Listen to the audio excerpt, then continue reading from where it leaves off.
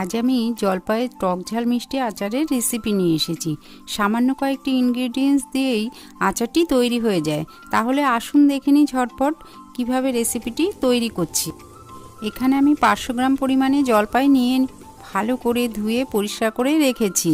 আর এদিকে একটা কড়াইতে, শুকনো কড়াইতে 2 চামচ পরিমাণে 5 ফোড়ন, 1 চামচ ধনিয়া আর 4টে শুকনো লঙ্কা দিয়ে শুকনো খোলায় নেড়ে চেড়ে একটু ঠান্ডা হলে শিলে গুঁড়িয়ে নেব।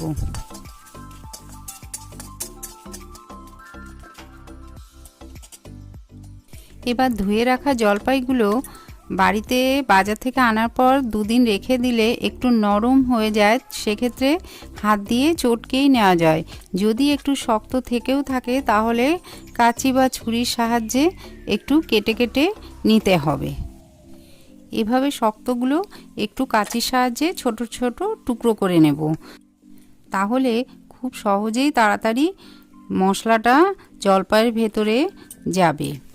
এভাবে প্রসেসটা সম্পূর্ণ করে নিয়ে কড়াই গরম করে তার মধ্যে জলপাইটা দিয়ে একটু নাড়াচাড়া করে নেব।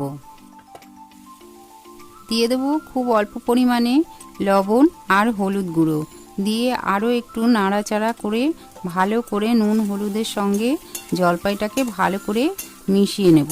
মিশিয়ে নেওয়ার পর দিয়ে দেব পরিমাণ মতো গুড়।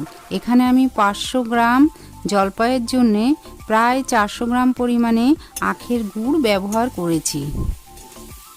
এবার খুন্তি দিয়ে খুব ভালো করে নেড়ে চেড়ে জলপাইয়ের সঙ্গে গুড়টাকে ভালোভাবে মিশিয়ে দিয়ে মিনিট 10 জন্য একটু ঢাকা দিয়ে দেব।